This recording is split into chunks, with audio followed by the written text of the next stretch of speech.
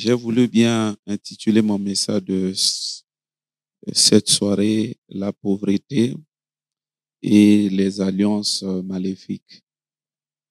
La pauvreté et les alliances maléfiques.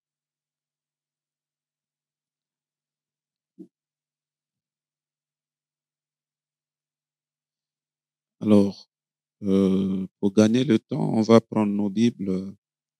Nous allons lire un texte que certainement plusieurs maîtrisent. C'est aussi un texte qui nous est familier. C'est un texte que nous avons tiré du livre de Jérémie, chapitre 35. On va lire à partir du verset 1 au verset 7.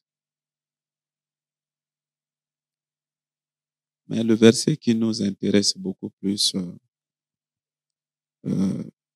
cette soirée, c'est le verset 7. Alors, on va lire rapidement. La parole fut adressée à Jérémie de la part de l'Éternel au temps de Joachim, fils de Josias, roi de Juda, en ces mots. Va à la maison des Récabites, parle-leur. Tu les conduiras à la maison de l'Éternel, dans une des chambres, et tu leur offriras du vin à boire. Je prie Jazania, fils de Jérémie, fils de Abazania, ses frères, tous ses fils, et toute la maison des Récabites.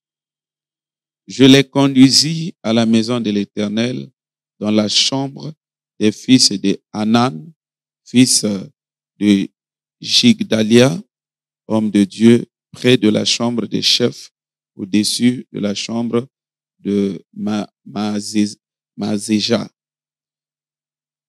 fils de Shalom, garde du seuil. Je mis devant les fils de la maison des Récabites des coupes pleines de vin et des calices, et je leur dis, buvez du vin. Mais ils répondirent, nous ne buvons pas de vin, car Jonadab, fils de Récab, notre père, nous a donné cet ordre. Vous ne boirez jamais de vin, ni vous, ni vos fils. Et vous ne bâtirez point de maison, vous ne sèmerez aucune sémence, vous ne planterez point de vigne, vous n'en posséderez point. Vous habiterez sous des tentes toute votre vie, afin que vous viviez longtemps dans le pays où vous êtes étrangers. Amen. Hier, j'étais en train de nous exhorter ici, après le sermon que notre frère nous a apporté, en lien avec le séminaire que nous sommes en train de dérouler. Je vous ai dit un certain nombre de choses. Vous savez, personnellement, je ne serais pas du tout étonné. Un jour, il y a que nakutana na moko ya bandeko tozo sambela na ye tout malheureux, tout souffrant, ou encore bamisusu bakufi ba célibataire, ba goûter ata na fiançailles. Moi, ça ne m'étonnera pas. Pourquoi? Parce que manière bato baza ko bafouer makambo nazolobaka na église oyo. Je ne sais pas si en français il y a un terme qui peut correspondre à cette tendance ou à cette façon de faire qui caractérise d'une manière générale plusieurs au milieu de nous. Parce que par moment, qu'on me rapporte des choses, papa, frère, un tel a saliboué, sœur, un tel a saliboué, nami tuna. Pas plus tard que hier, j'étais en train de me demander, ah, naba Mathieu Zobimoyo, ouais. Okoyoka toujours que frère Intel a salibo, sœur Intel a salibo, naba Mathieu Zobimoyo. Oui, bano bana don ya kokende lifelo. Bano bana don penza ya que oui, babengami barate baviko. Frères et sœurs, faites un effort que la façon na yo vivre, ceux qui battent bazo mona yo, pas mona yo te cause insensé. Faites un effort. Parce que nanzinga mboka ba frère Octave balobaka que mwana soka akuti jamba aboma nyama. Bayebaka ye na kati ya jamba te kana mboka na démarche. Ate mwana soka akuti jamba aboma nyama. Etango basala chasse akoti abomi na bato oh tuyebaki. Nyonso wana ka pona koloba ke mais bakoko bazoloba ke mwana akokende musika na la vie okoyeba ene etamboli. Koluka to osala makambo ya ke tango bato bazoba observe obo bazoba non mwana mayele ekoka te. Ah non, le frère là c'est un insensé. Bosala makambo na ndenge wana. Parce que tango bazoloba makambo ya mutuya makambo eza profond. Tango yo ozosala ba effort te pour kozwa makambo yango na juste valeur na yango te. Par rapport na moto ayebi pertinence, ayebi valeur ya makambo azoloba na yo. Akomona yo koza insensé. Pe na mitunaka pourquoi bandimi soki bafandi lisusu papa bobenga papa ya. Mais bazoloba makambo yo ozozwa la légère. Bazokebisa yo ozozwa la légère. Na suka na yango tango ba conséquence ya inconduite na yo ekomokanga yo. Yo kobenga pasteur pour kasala nini. Le pasteur va faire.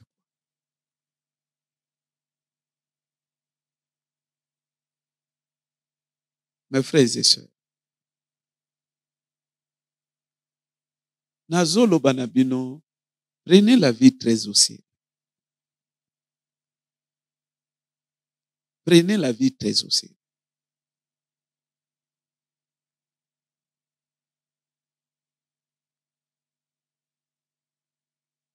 Ngai na bundaka, nazwaka déjà la vie au sérieux.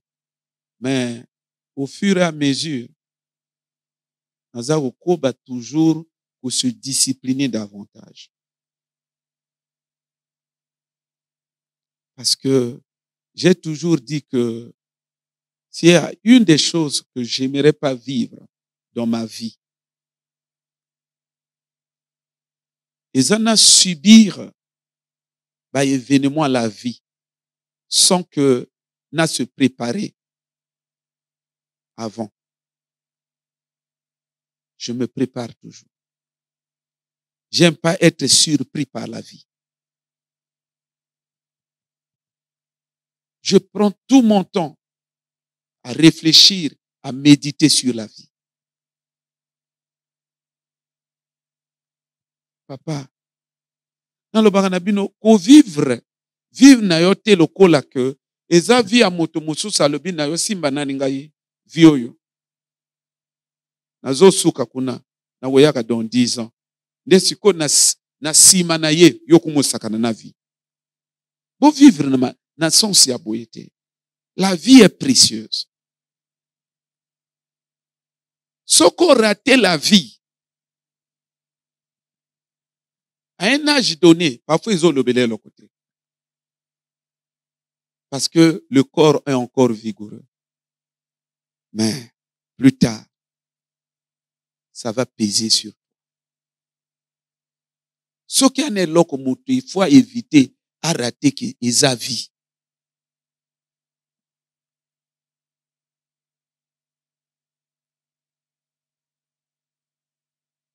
Nazolo banabino que besoin vie très au sérieux.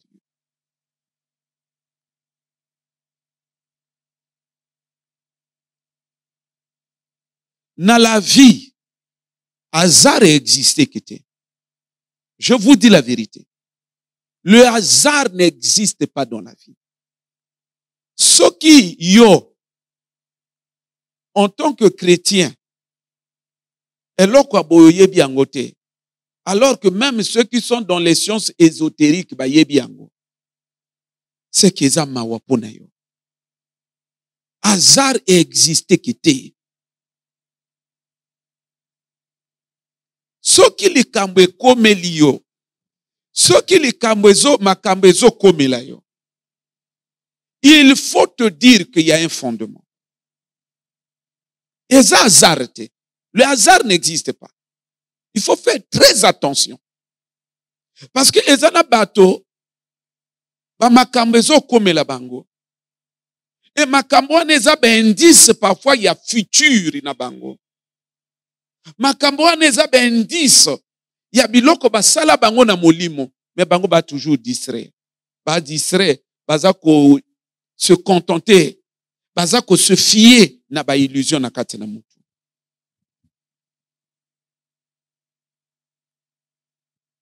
Frères et sœurs, kobonga na la vie, c'est pas donné à tout le monde. Va faire le constat. Tout autour de toi. Dans ton environnement, va faire le constat. Kobonga na la vie, c'est pas donné à tout le monde.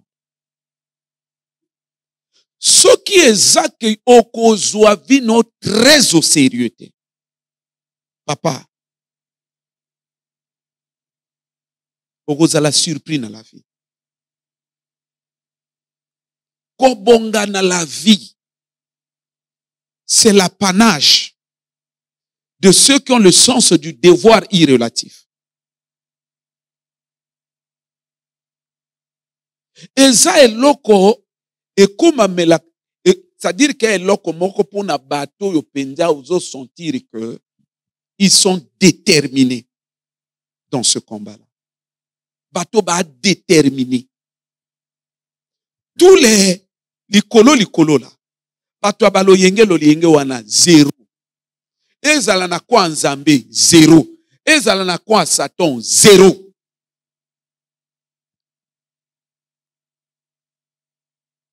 Il faut le koyeba ni nous osana mokili.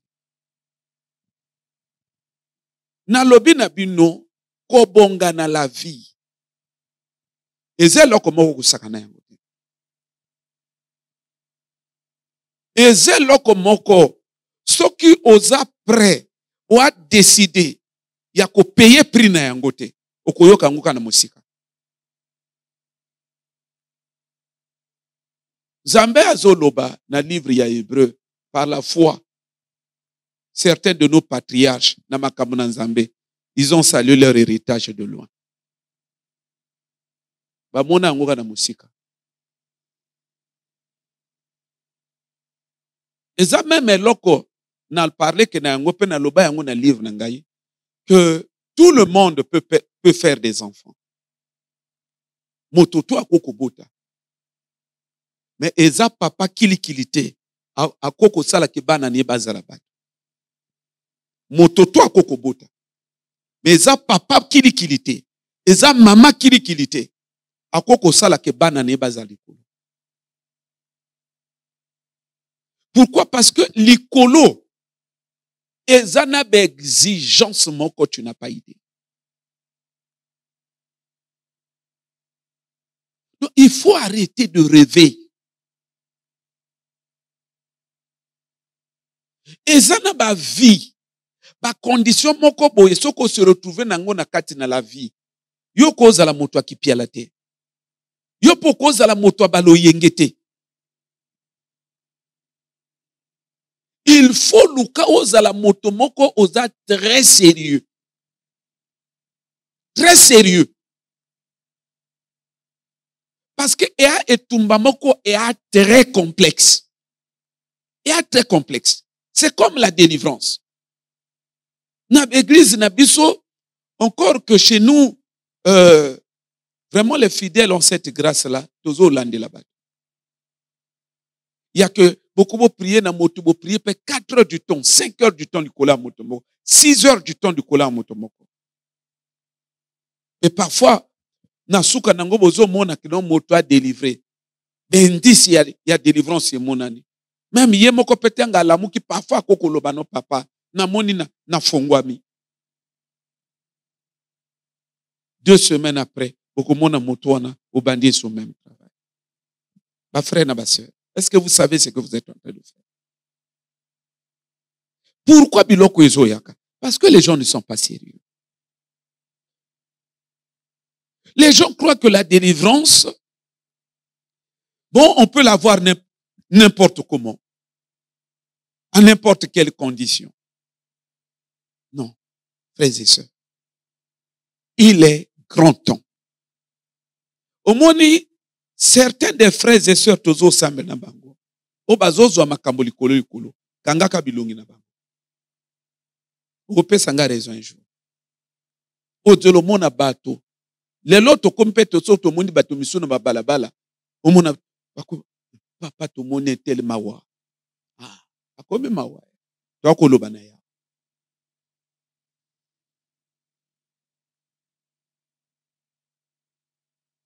Landela bo bazozo makambo la légère. Tokotuna na un jour. Makambo yo, makambo ya molimo yo. Makambo ya molimo, makambo ke vinange kangama, makambo ke vinanga ba bebisa, makambo ke vinange zatina te. Ko relever pontoana, c'est pas la blague. Si tu ne te mobilises pas à fond dans ce combat-là, on gérer kaba illusion na katiam.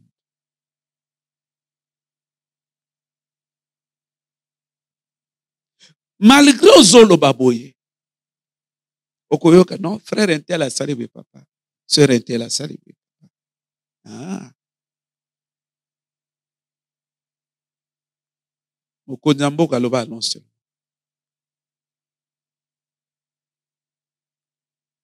C'est malheureux. Ngana loba na bino moto akwa ko se foutre tellement comme na Nzambe, ya moto ana mwa ba moyen. Mais kozala na vie ya ko fandi boye. Même 100 000 nanda ko ezate. Ko se foutre na Nzambe. Ezotel sa ke moto ana insensé. Ezate na niveau na koma bona ko non. Frère n'était là aucun ne le fait. Marque na mona mwana oyo n'était à muto, mwana aucun ne le fait.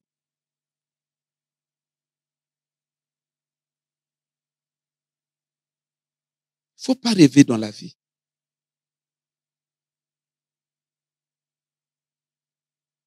Pour rêver, te bande kunangai. Ozo sakana viana. Vous croyez que nana zo souffrir? Et ça yo muto zo souffrir.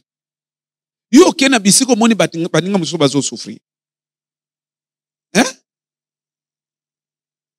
Na kolo bango à l'époque que ezakane loko moko ya osala ngai pas cité.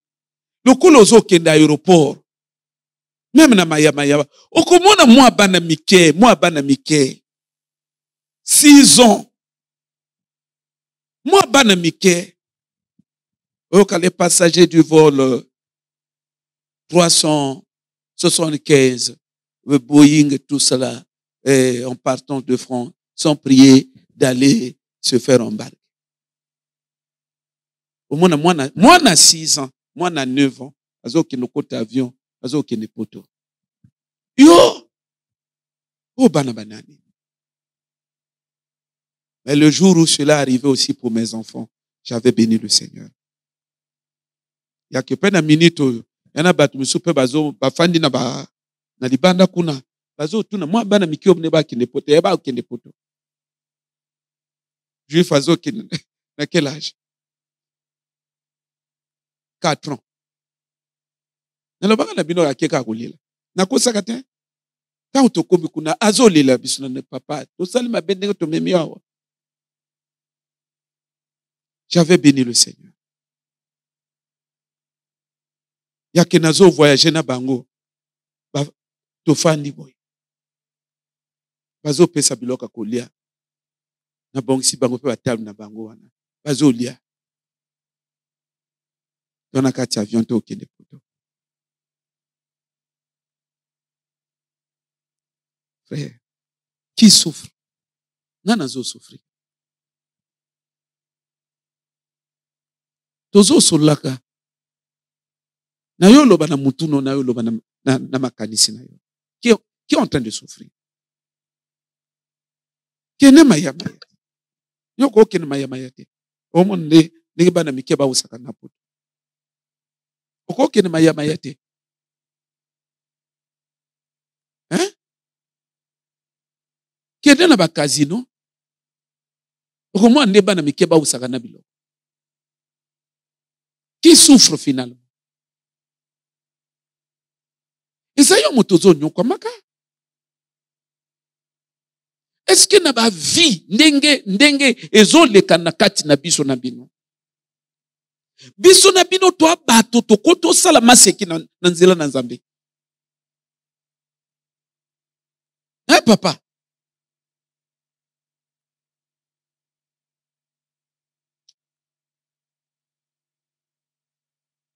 Bino kansi Nzamba azoba.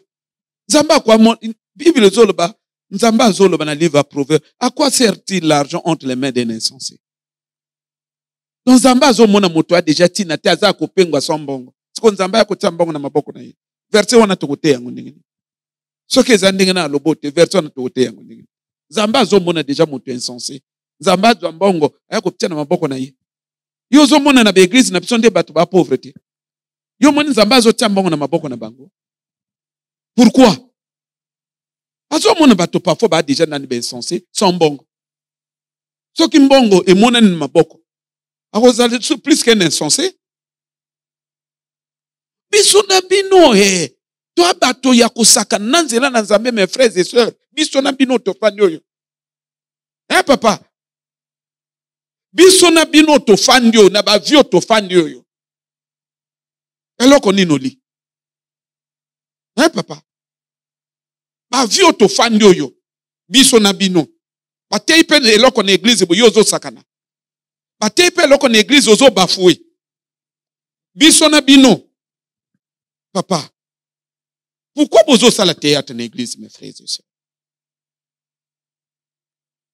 Donc, il y a une chanceline, non? Maman, ma sœur, peut-être qu'elle pourra suivre aussi ce témoignage. Maman, ma sœur divine, a mis biso l'église na bango. Pasteur Nabanga te que non, les lois faites il y a Yom Kippour. La fête de pardon de péché. Ate. L'église tout beau fou kama. Bosenga pardon. L'église va prier, pardon. Pardon de péché pour l'année. Ba prier, pardon. Prière à la kaya pardon. Alors dit bon, ezonga bino banda. Kendo senga ba pardon na bato tout au salamabe. Zongi to bimi na voiture, to ito koti, koto yo to akofanda. Nga ba pesa nga chambre, na koti na chambre, bango tu batika na salon.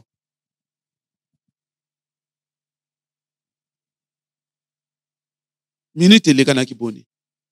Mais pas 1 heure du temps. Na yoka mama na banga bandi. Divine mwana na ngai. Limi sangai.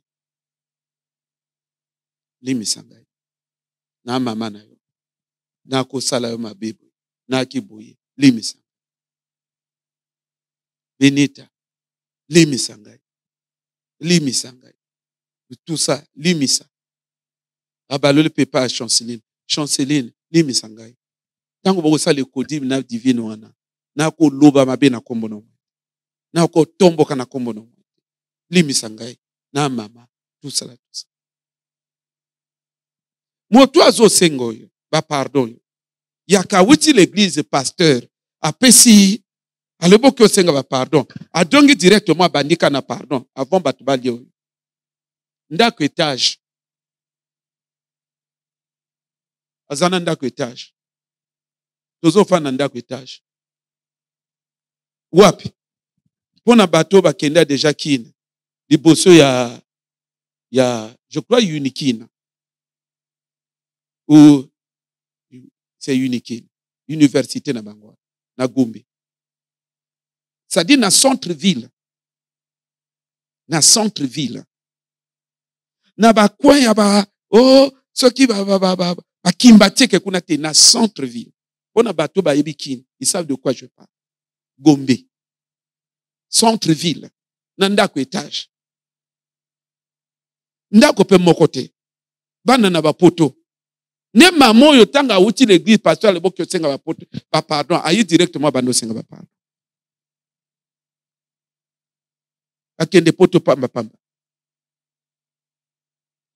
Yo a motoko ya ka bate na église yo ko sala théâtre.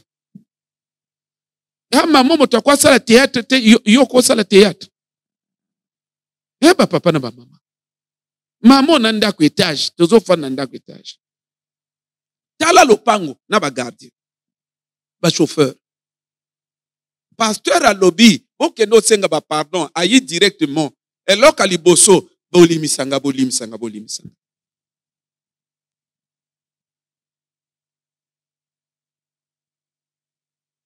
Maman, papa, yo a motoko sala théâtre. Ya ke bate une église yo zo sala théâtre. Bate une église yo zo sala mutu makasi. Ne loko nini. Soko moni bien. Eloko ezo tinda bato basala biloko yo. Eza bon envoûtement. Ya besprit eza na sima na bango nezo sala bongo. Ye moko ayebite. Me besprit wana yebike tina ndenge tozo tinda ozo zala mutu makasi. Nzamba akopambola ka ye jamais.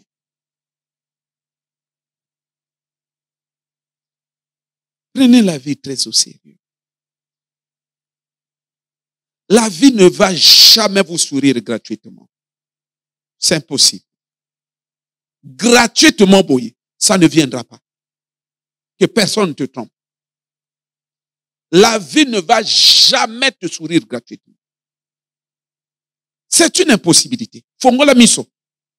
Il existe des aveugles intellectuels. Il existe des aveugles physiques. Il existe des aveugles spirituels. Fongola miso papa. Vie ko sourire yo ya pamba boite. Il y a un prix à payer. Le don gratuit de Dieu, c'est la vie éternelle. Le reste, il y a un prix à payer. Vie na yo kolongola na stade oyo yango ezali oyo.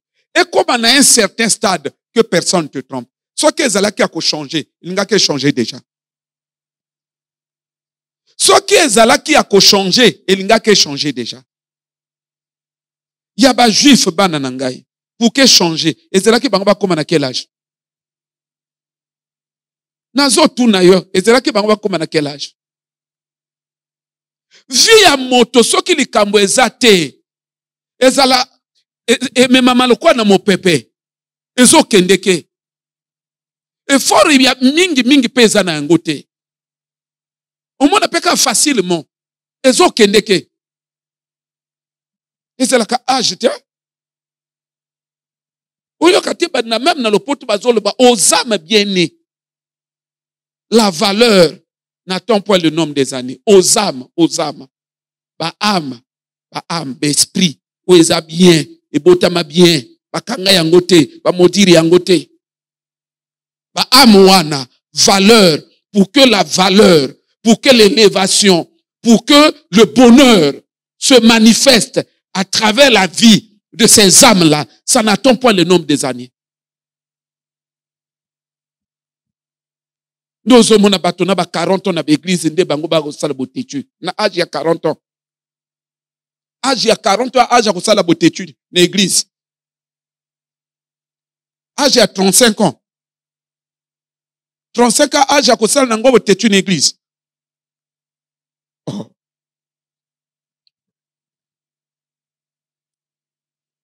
Na lisolo wana bazo tala sa frère moko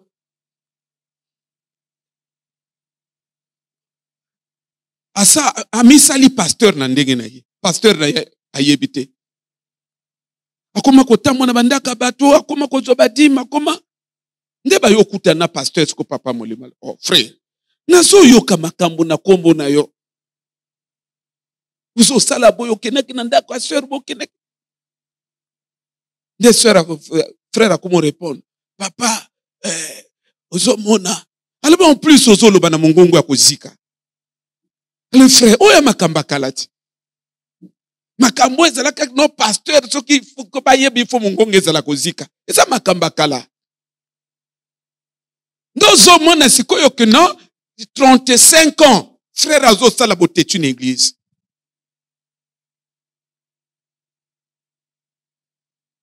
Est-ce que 35 ans âge à kosala botetu une église? Ou déjà na courbe ya ko rater vie?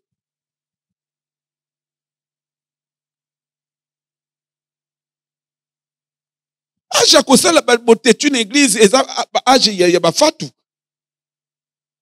Eza ba âge ya ba délice.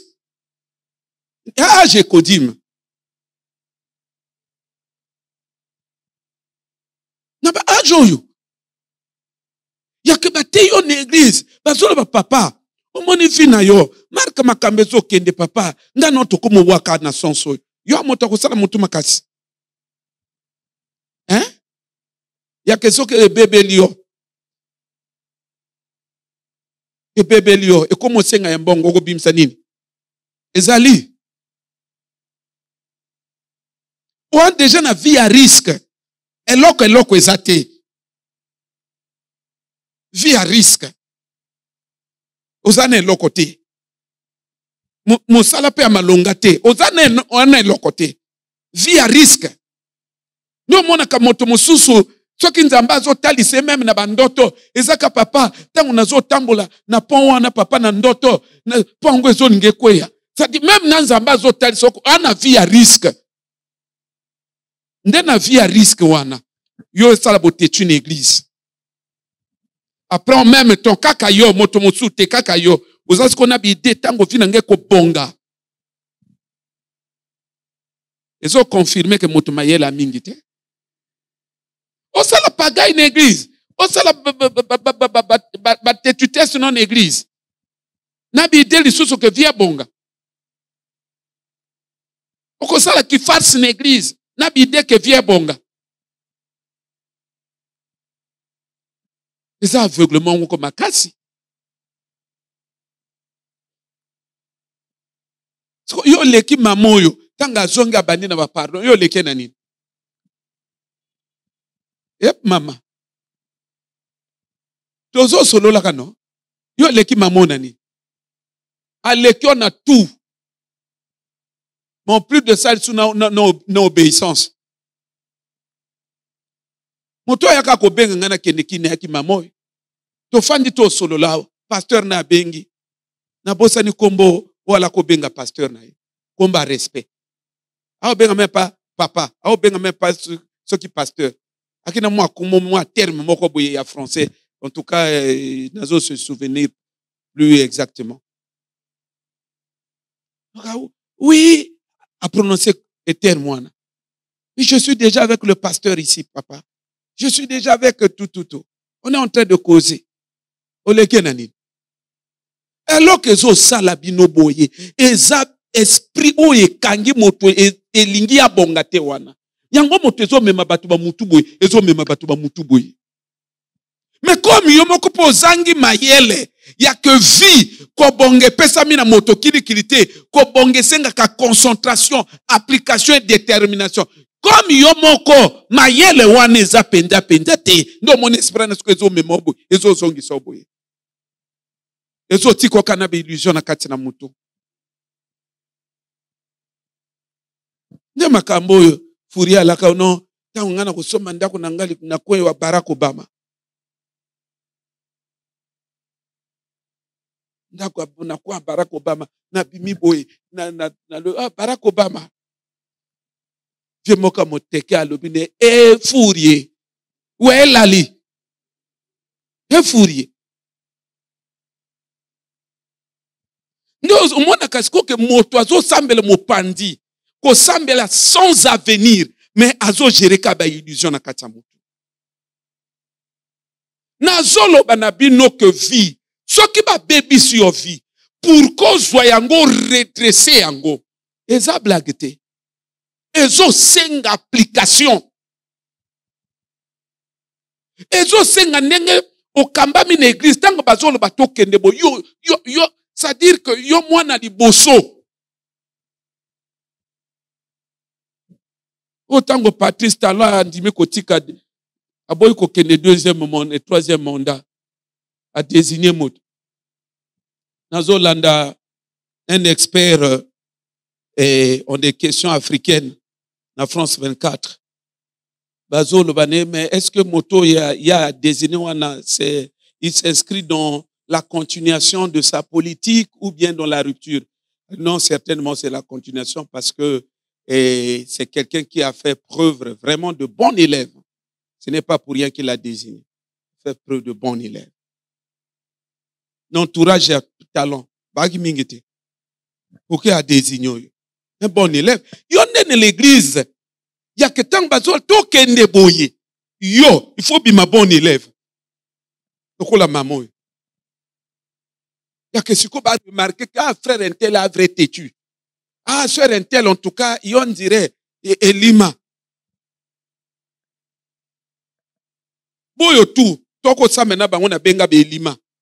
À part Elima évangélique, yé to kolene évangélique. Boyo parfois maman kolanda vidéo. On a ko benga on to ko Elima penja vrai Elima. Toki maman lo ba pesa bino ba kombo. O comprendre que ya bato ba makamba ya bizarre comme la bango. Bino ko surprendre bino ngaye ko surprendre ngati na iba déjà moto ak Elima. Eli on to ke Elima na makamna nzambe tu akel avenir. Que pasteur azo mona déjà en tout cas sera vrai Elima. Papa, ba âge ya ko salela botetu une église. Nde ba âge ya biso na bino. O ezo senga déjà qu'il fallait la responsable na foyer na yo.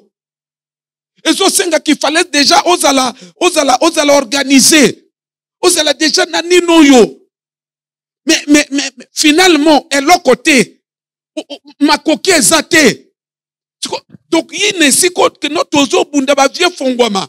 Nde na âge o ezo poussana. Âge déjà est moins compliqué. Nde na âge wana yo ya ko sala botetu une église. Pourquoi se redresser quand? Na quel âge? Oko luka vi yango sko na quel âge? 35 ans nani mwana moke. Na makanisi ya mwana moke. On en a pris de conscience. Il y a que non, il y a ko luka vi. Na ndenge ya pris de conscience ya ko bunda bitumba la vie. Na ndenge ko consacrer na molimo pona bitumba la vie te. O doit conscience na quel âge? Na 45 ans. Hein? Oh maman moko ayaka culte awa. Nga nazo dwa parole pana opia ba nos na mona akimi na mbangu. Culte sili, premier culte ayi. Ayokuta nanga le papa oli misanga papa. Vraiment côté le manaba culte ya makambuliso ya bisote. Na ba ajo to na ngona makamu na nzambo papa. Biso nde bandimi ya vrai kala. Wana biloko ya bana mike. Ona ba comprendre makama nzambe te. Metango na telemi wana papa na ebike osala opasi. Même ngai pe zo sala pasi mais na kwa na sala autrement te papa. Na komana diabète ya mabe papa. Ya que papa, ce qui na fandi bo te 10 heures na lite papa na sali crise. Na sali crise. Alebi ndenga na fanda ki wana koma sentir na koma sala crise na 10 heures. Wani âge siko yako bana siko ba jeu de prière. Dès 45 ans, puisque 35 ans, obi ma bébé. Parce qu'on est yozo de la 45 ans. Autour de la 50 ans. 43 ans. Oyina diabète. Au courant fana nzalate 11 heures te. Dans un moment où jusqu'au conscience et la vie. Ah, il faut na lukanzamena ba jeûne de prière. Wana jeûne de prière. Il y a jeûne de prière te. Wana soko sala en église. Nanga na yako. Na sœur Reine, oso memi kate adia.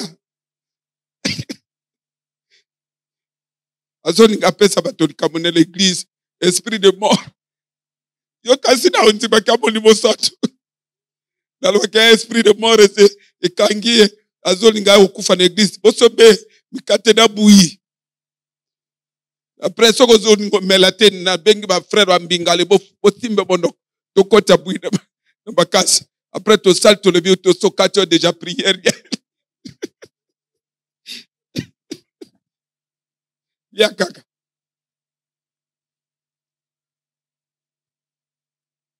Makamba ko sambela. Motu fazala na bonne conscience. Paul azoloba na Timothée. Combat, garde la bonne conscience. La bonne conscience. Cherche la délivrance avec la bonne conscience. Que na kona sale loko boyete parce que nana bitumba na ba démon. Na kona sale loko boyete. Non nga na kona zala mutu makasi na l'église te. Na kona sale loko boyete parce que ça va me séparer de Dieu. La bonne conscience.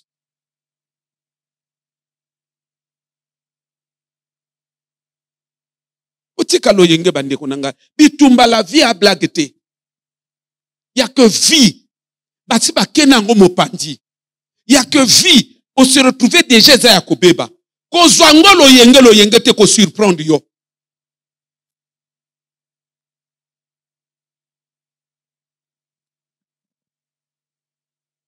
Soyez des gens éclairés. Na opé sa témoignage wana. Que tango na okota à l'école na âge à 12 ans. Na zo kota na aneto. Le vieux ne me soutenait pas, il ne me payait pas des bus et le transport et tout ça. Na 12 ans. Na zo kende l'école aneto à pied aller-retour. Bato bazo loba. Na longolanda ko parfois na 4 heures du matin. Aneto, à l'âge de 12 ans. Bato muso ba yebi papa, tang bakuta nangai. Mona bayongala papa. No ezalaka te. Mwana. Ya lobalanga katika. Na famille tout yo mona na salle l'école. Yo ya sa katiango. Babomirene. Tika. Soki ezapo na mbongo na ngai, uza ko se tromper. Tika non l'école. Déjà famille na biso tout bat bako kaka l'école te. Yo zo forcer pourquoi? Oko tika note. Yo kaso ko tiki ba pi mobilia. O tiki bako beta yo. Yo ya katia bazo beta yo. Hein? Ata lobi boy. Lobi na tongo, na termina zoke, na cartable na ngai. Na bosa naka, il y a 2 jours qui m'ont marqué na parcours wana. Jour moko nazo uta l'école. Vous laissez bimi makasi. Nazo mona ba sala cours na suivre sous courte. Na mona kandeli kola o yindana. Na botika courage. Na kolo bana monsieur, non monsieur, libérenga na zonga ndako. Na aneto. Je crois là j'étais déjà en 4e. Alobi na ngai. Pourquoi? Alobi na vivre mosika. Atuni wapi? Nga alobi na masingo. Ok de ndenge nga alobi na makolo. Moninga suyi alobi kende. Na bimi nazo yaka. Vous les bandi a vraiment makasi. Nazo yaka na nzela Jacopango. Na komi na ngomba ni fona batangomba. Donc vous les betaka tellement trop ba matiti kangi nzela elali bwe kangi nzela na yeba suna nzela ko kende te. Na cartable na nino. Na plier pantalon. Na fongola matiti bombo, na fongola matiti boy. Na moyete na kumolela. Na zo fuye nzela na fongola ba matiti na zo lela. Na komindako. Pour une fois, le vieux a eu pitié de moi. Ma question, je pleurais. Le lendemain, j'ai pris le sac, je suis reparti à l'école. Il y avait une seule pensée dans ma vie. Dans ma tête, je me disais, sonati qui l'école ngana uzalana. Sonati qui l'école na uzalana. Même ta papa zo futanga ba transporter. Je peux dire que c'est quelqu'un qui a déjà réussi sa vie. À Satongi, dans la voiture naïe. Bon, après tout, Vie nangeza ya yete. Ce n'est que normal ayoka nga mawate. C'est pas sa vie. Son atiki l'école on a ozala nani. Je dois repartir. Ok. L'autre fois toujours mvula. Na wuti cette fois-ci nazo ya kasiko na nzela goudron. Na komi na garage mimiwa. Na ba 3 étoiles. Mvula moyen te bandeko ezo beta. Ma ezo kota na ba miso.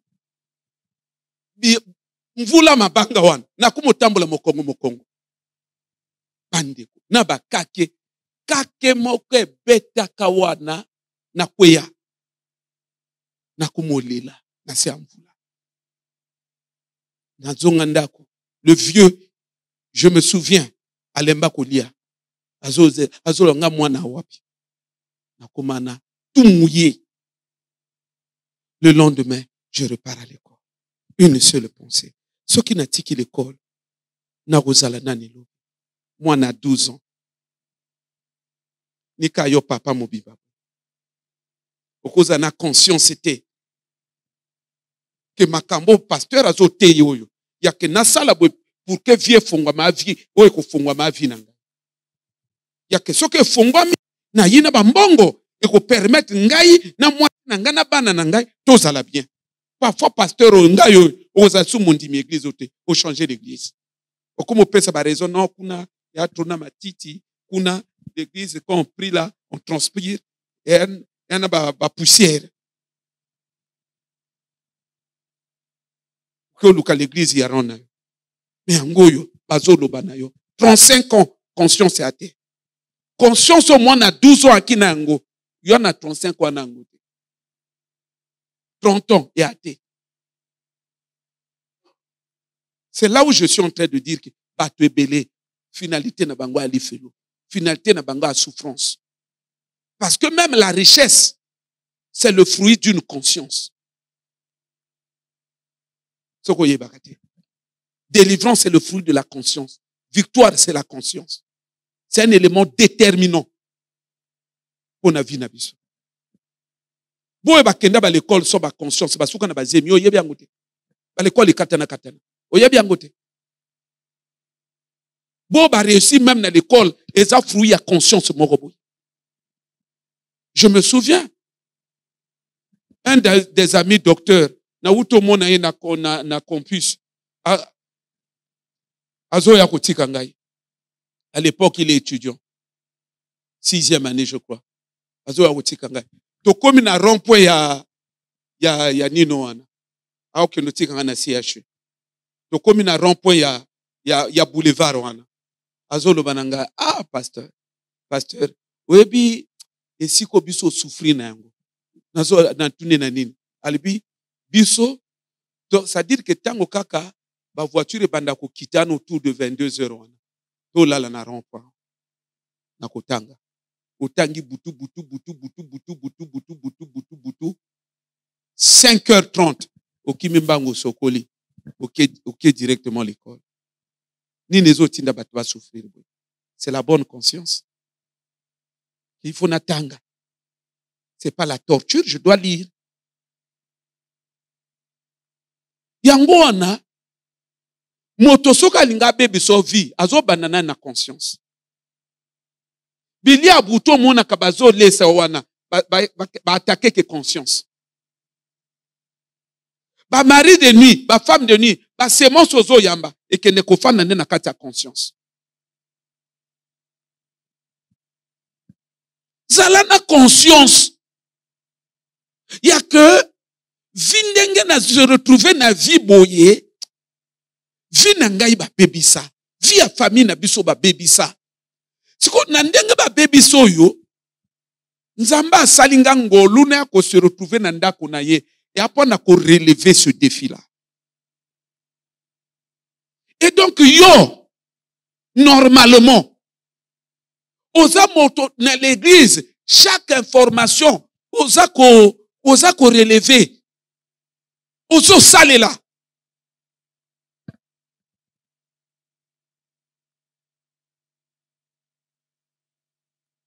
Parce que Oh, tout bazolo ba non église. Yo moko normalement koye ba kenote. Oh, ya orientation pour que vinange bimana di bulango. Oh, ya orientation pour que vinange fongwama. Okoko zwango lokola masekite.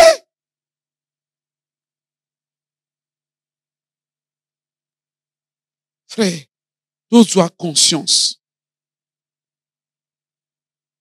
Bitumba la vie, je vous assure que c'est pas facile. Yangono moni batwe bele bayaka ba église, ba ilo yenge 6 mois, 1 an, chaud, après suis adjongi païen. Apengo adjongi païen. Pourquoi? Parce que ezalaka bato azo sambe na kati na be illusion. Kili ah makamana nganda eko fongwama. Et après il finit par réaliser que bon, na sala makamango pe na mona pe tina pete anatika na ngai.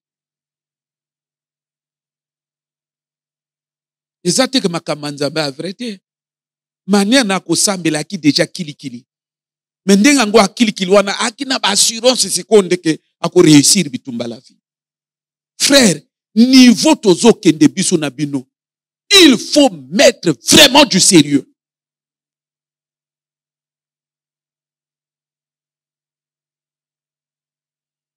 Nalobi na bino. Il y a quelques pensées que je vais partager avec vous en relation avec le texte que nous avons lu. Rapidement.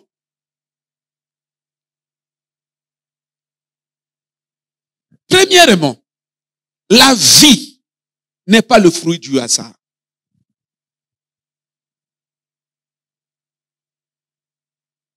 Il y a que oyozo luka na la vie. Kokanisate ke okomelo na hasard. Détrompe-toi. Détrompe-toi. Et ko sourire yon hasard. Parce que le hasard n'existe pas. Oyo kokomela yo. Ezaka résultat yeta dam na yo. Même atolo bien mente. Oyo kokomela yo. Ezali lié. Ezali lié. Na situation, il y a état d'âme na yo. Jean, il dit, je souhaite que tu prospères à tous égards, comme prospère ton état d'âme.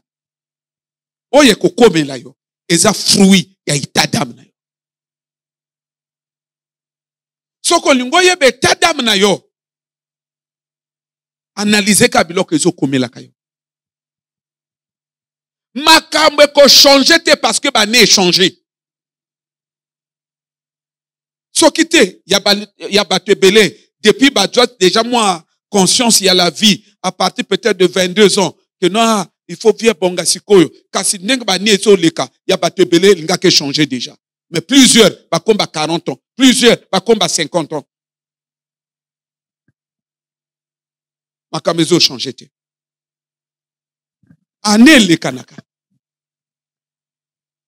Et se succéder na année moussoso. Mais tenez-vous bien. Au moins, la réalité, où est accompagné na année mokoboui. Ko kanisate na année ko landa na wana et ko changer parce qu'année est changé. Non. Il y a plutôt que toi. Si tu veux changer la réalité à la vie, na yo, par rapport à l'année passée, et zana biloko o année passée au salakite, il faut sala na année o ilandani pour que la réalité année passée wana etika la année passée. Il y a des choses à faire. Pas par hasard. Ya ngwana lobaka na bino que ngana bana na ngai tang ba okoma na moi âge moko bena lobana bango ke n'attendez rien de Dieu. N'attendez rien de Dieu. Rien ne va vous arriver. Il faut agir.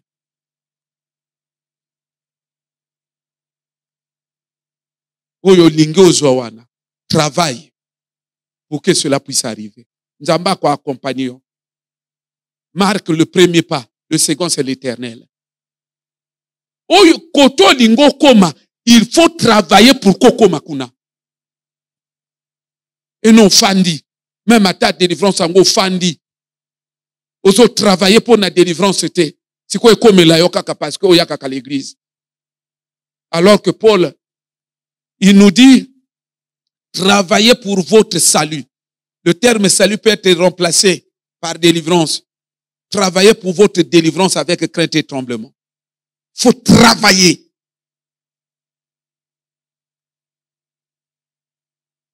Yangwana frère Gaël oya komaka ba livre nanga, il peut sentir ni degré, il y a tout, il y a force de frappe.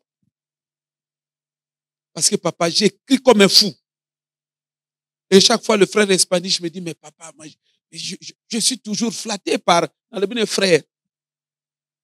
Et ça t'es que n'a sentir que fatigue, à colère y a la vie. Je veux arriver quelque part. C'est pourquoi je me donne à fond, je travaille à fond. Je libère l'énergie nécessaire. Il faut travailler. Tu as besoin de la délivrance. Il faut travailler systématiquement pour cette délivrance-là.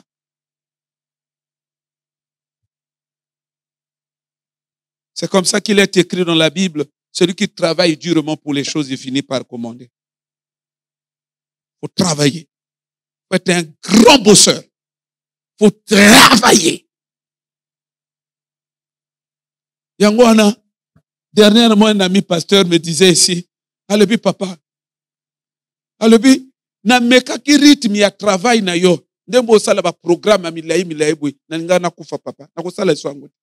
J'ai failli mourir. Mindele bazo tout nangai, ba français. Mais vous faites comment? Pour assurer des programmes de cette envergure. Vous pouvez penser que ngai na lembaka na moto. Mais elokezo sala, c'est que j'ai compris seulement une chose. Face aux défis qui se tiennent devant nous, si tu baisses la garde, si tu ne travailles pas d'arrache-pied, papa, au koko déboulene biloko wanate. Et j'ai compris cela. C'est comme le kolangana visionnaire. Et on a même rythme. Parce que tu ne peux pas changer la situation de ta vie sauf qu'au travailler ma capacité. Tu ne pourras rien faire. Même Nzambe Azolo, j'ordonnerai à la bénédiction de vous suivre. Ça veut dire que biloko sokezo landayo, ça fait suite déjà à l'état, à la situation de ton état d'âme. Et zo landayo ya pambate.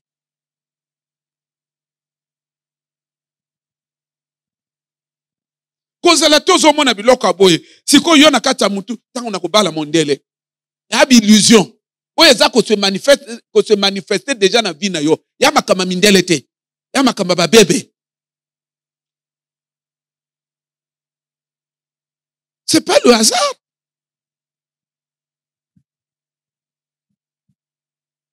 Ça, c'est la première des choses. Deuxième des choses, deuxième grande vérité que vous devez retenir. La vie sur la terre et tout ce qui s'y trouve est géré par les sphères invisibles, c'est-à-dire des esprits. Vie na mabelo to fandu. Na mabelo to fandu. Na biloko eza na mokiloyo. Et à gérer par des esprits. Église, bossala, très attention. Vie, na mabele, otofandoyo, na mabele otofandoyo, vie. Na biloko tozo mona na mokili, moto ko sote. L'église a l'élo, aveuglement ya kosakanate. Nous mona kapafo ba pasteur, ba débat bête. Oh, mon Dieu. Pas débat bête. Mais seulement, malgré Basolo, ça dit que le Christ a triomphé. Je suis champion. 4 fois. Commande. Pasteur, yo le ba commande, yo le ba anglais. Uzomona batoba na théâtre. Commande. Je suis champion. Je suis champion. Je suis champion. Je suis champion et Sukanango. La spiritualité, ça c'est le théâtre. Monde ya esprit sokozo maîtriser en côté. O étudier en côté, o yebine ino gérer makamote papa. O ko sala ka ba déclarer, o ko sala biloko na bino, boko suka na ngoka da ba théorie.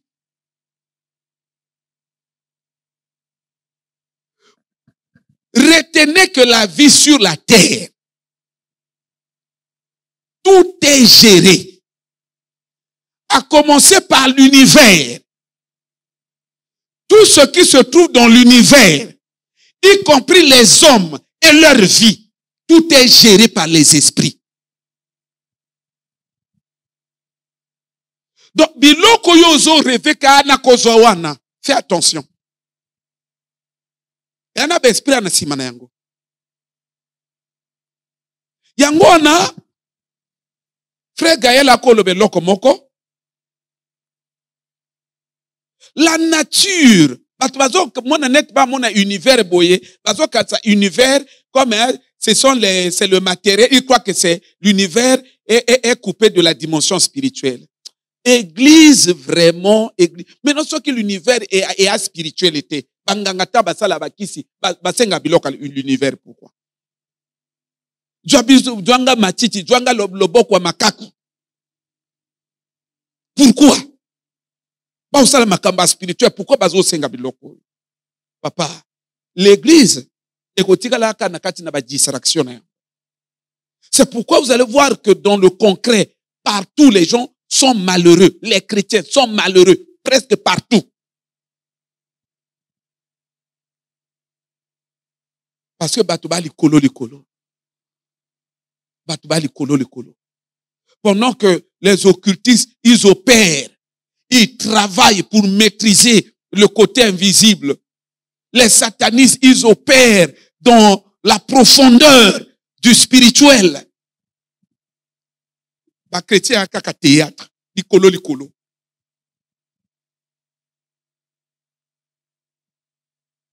Mais ce que Monica biloko bien, même biloko mokindenge toi na yango. Ba griffe bazotia na ba portable, bazotia na ba camion. Oko moni ya ba griffe ya biloko spirituel. Ya spirituel ya biloko spirituel. Mais pourquoi batu bazo le besoin? Yo kasi batu ba usala be forte. Hein? Pourquoi bana miketu bali una voiture ya kaka? Ya furia la ka voiture ya ka liboko moko. Papa, na beta nguka. Batoto bazo kola na bidi ya ba voiture. Combien bana ba voiture? Na sina loba na bino, même ba voiture bozo mona na ba Congo na mboka na biso. Ya ba voiture batu moke. Soka baba no benga moko. Etel, yo ana combien de coaster? Nana ngo 30. Bon, ba personnel combien? Autant. Allez, ba voiture non tout est sali 40. Zo ba 40 voitures na yo. Va nango de côté. Ba benga mosu papa yo a combien? Nana 60. Allez. Bende ba 60 na yo. Monsusu, yo nango combien? Nanango 20. Musupe na kababa. Zwana yo kabaya batwana, bende nani yango. Na lobi na yo, okolala na gudwa masingwa. Depuis 6 heures. Kamia liboso, oyo ya kobeta pipi yo la muka 13 heures. Parce que ezatsu na ba kamiote. Aba kamioka ya bato moke.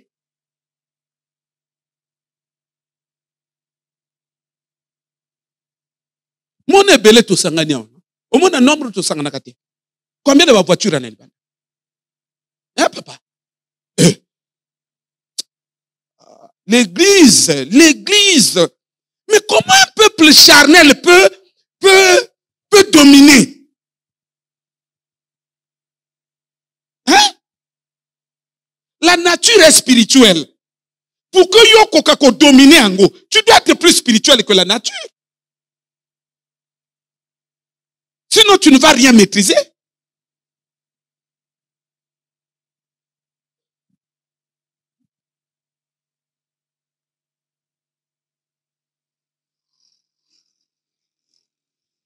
Ce qui biloko mokila ki spiritualité. Sœur moka lobi nanga yango ano. Sœur à l'église.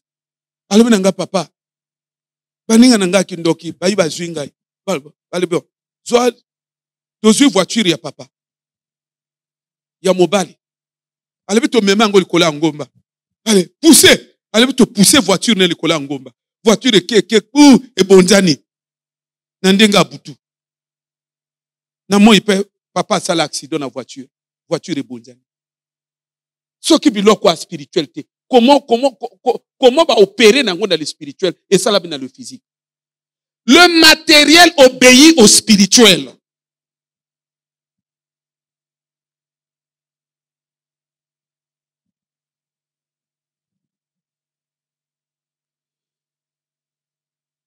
Donc tout ce que la vie sur la terre,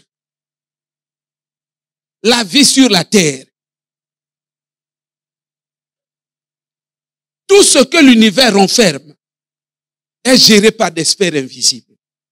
C'est pourquoi Dieu pouvait dire toute autorité établie parmi les hommes vient de Dieu. C'est-à-dire, bino bozo sala ba l'école na bino. Ah, naza docteur en génétique. Mais lorsqu'il s'agit d'établir les responsables, les dirigeants, le monde spirituel intervient. Toute autorité établie parmi les hommes vient de Dieu. Ça veut dire quoi? Il y a des hommes qui dirigent dans l'univers que Dieu a établi. Et il y en a d'autres aussi qui sont allés adorer Satan. Satan aussi a établi. Ce n'est pas d'abord l'affaire de diplôme. Pour bazo diriger biso, combien même n'a pas master? Combien n'a pas master? C'est pas un secret. Combien n'a pas master? Même pas licence. Mais bon que nous l'avons doctorat. Plein! Ils sont nulle part. Donc, il y a une université Marien Guabiaon. Combien de voitures? Que va docteur Bangwana, que va docteur Bala. Combien de voitures? Ba misu ba yaka na ba chemise lemba na ba doctorat. Et ça ne peut rien vous dire. Ça ne vous enseigne pas.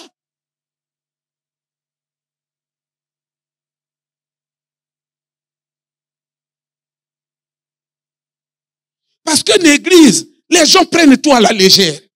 Toi, non, offrande,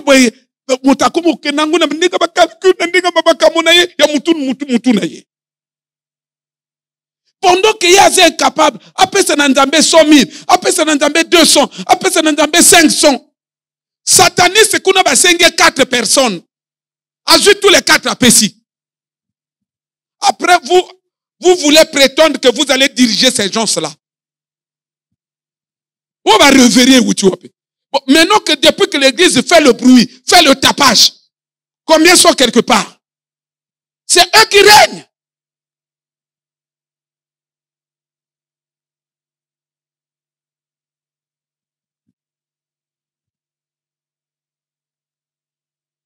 Situation à l'église est comme au Pesa Mawa. Nenge to fandi bo songa na fongoli bino misote songa na sali bino tapage te na ko sunga bino te boko tika la kaboyi parce que vous à la base vous ne réalisez pas que vos états de vie de précarité là c'est des problèmes spirituels, ça relève des ordres établis spirituellement et vous vivez cette hiérarchie là, cette structure de vie là, cette structure spirituelle là. C'est ça qui se matérialise dans la vie des gens.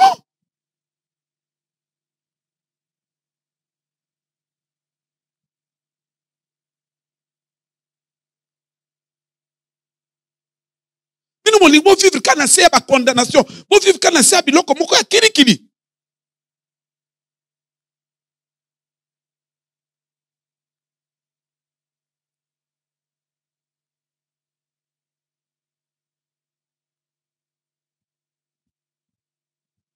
Un sataniste parlait du mariage. Et je comprends pourquoi Nzamba azako interdire l'impudicité, beaucoup de choses. Azolo que il y a un démon. Il y a un démon. Comme on a Saint François. Un démon. Parce que yotango comme on a bâti l'église Saint François. Comme dans le groupe Saint-François. C'est-à-dire que Pagaï Moko Ezane Nino. Azolo ba comme on est un démon, Saint-François.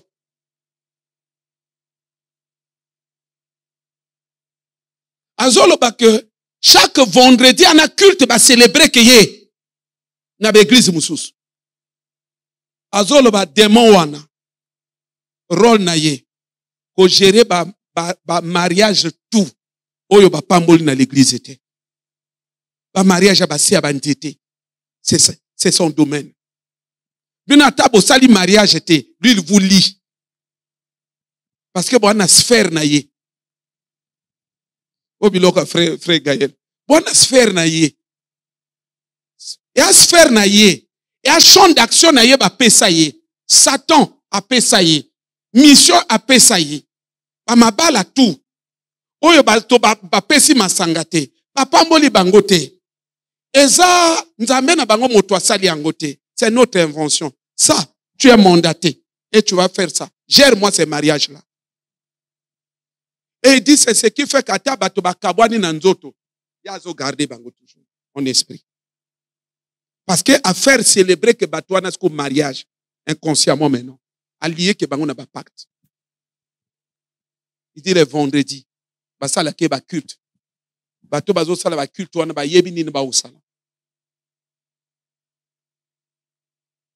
Soko kebite bazo célébrer siko ba bénédiction nuptiale.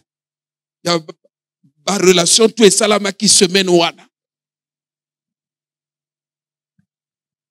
Papa, oya mokilo yo fanda no poka ezo koka il leur a koya ka prier yo siko zo wana ngola. Je vais te bouffer les billes. Je vais te papa tika biloko yo. Oya mokilité.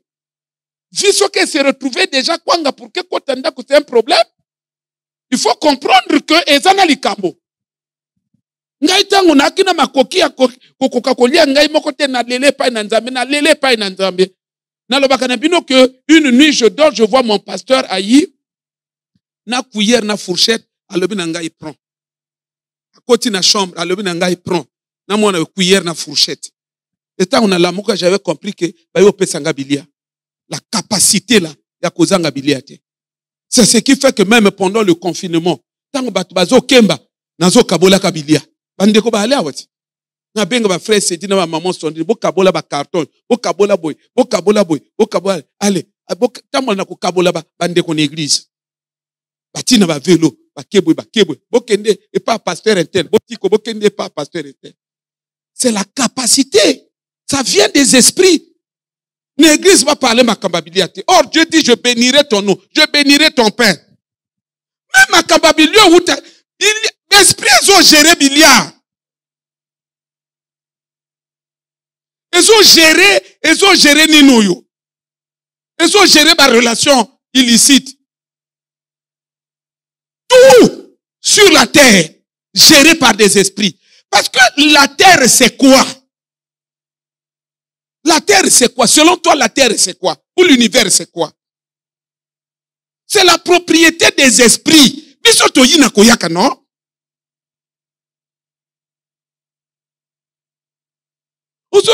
Non?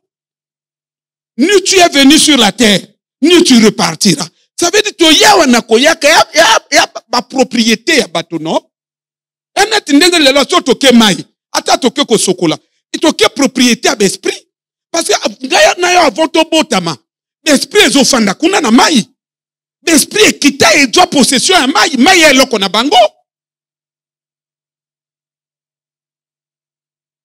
C'est comme ça mon nono toko samba le kola ngomba. Ngomba ya senano. Ba papa na ba mama. Oyo likambo nini théâtre nini na katamboka. Quel ngomba? Ngomba wana na nguya tala. L'esprit, au moins nenga toale awano. Et ana ba kwa mususu ya Congo, nani ba bakumo ba ufanda te. Et ana ba esprit fana ka deja kuna. Ya ba ndako ba esprit tanga uta likolobo ki koto ya kita nde wana. Na ndenge ya physique ozo mona ba nzete, mais na ndenge ya molimo so ba fongolo miso mona que c'est une ville. C'est lui qui gère. Et toutes les prières que vous venez faire là, vous faites bozako adressa ngona ye, sika na ye.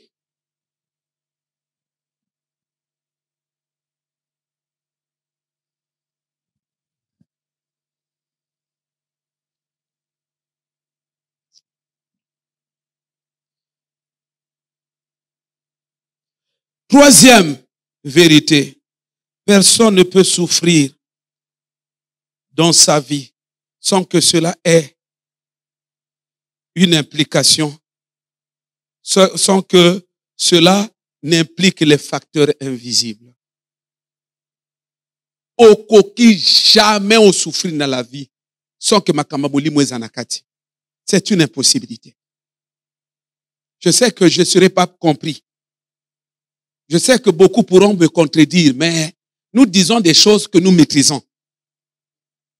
C'est l'intellectualisme qui les pousse à philosopher, à réfléchir et tout ça. Ça, ce sont des réactions d'ordre intellectuel.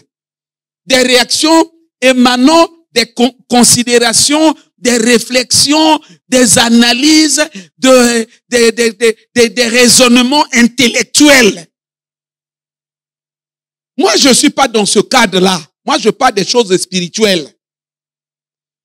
Personne ne peut souffrir sans que cela n'engage la dimension ou cela n'implique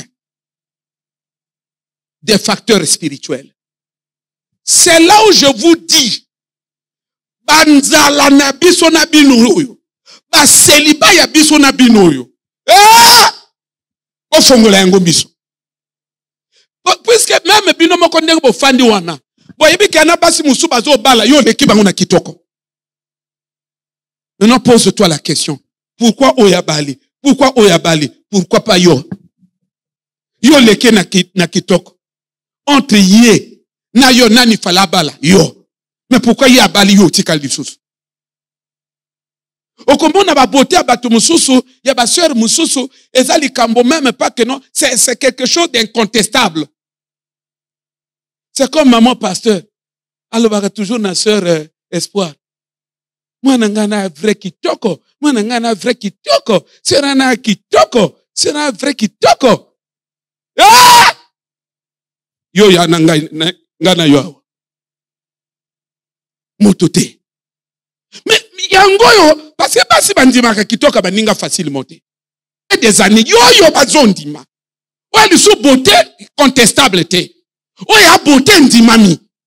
Maman na poto, sœur alawa, mais moto na poto azondima beauté à moto. Mais pourquoi moto bazo balayete?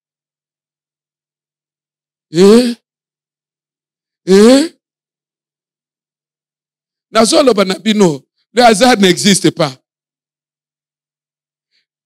Pour que prouver qu'il y a le hasard, même à l'oko, et les canons à néo, à Nemususu on appelle et accompagnant. À Nemususu on est accompagnant. Les autres alisaki, et hasard. Ce hasard, il fallait dire qu'on a Nemoko. Mais le cas les a insisté. Nous, vous et nous, c'est parce que nous réfléchissons pas assez. Année ana ba jour rebelle. Zamba pambolo papa. Zambe afungolo banzila. Année ana ba jour rebelle. Ce qui jour ya lelo. Et les kani. Makambe bougete. Ya lobby et les kani. Makambe bougete. Et bougete. Au collé 2 années. Et puis sur 700 jours. Au collé 3 années. Et puis sur 1000. Yala. Moto analikambo. C'est là où je vous ai dit. Au moins, makamboto loboy. Profitez na yango. L'église est comme dans l'évangile populiste. L'évangile où les gens prêchent simplement pour chercher à plaire aux gens. Simplement pour chercher à, c'est-à-dire que vu que les gens sont déçus un peu de certains pasteurs, il y en a qui profitent un peu, qui veulent surfer un peu sur la déception des gens pour plaire.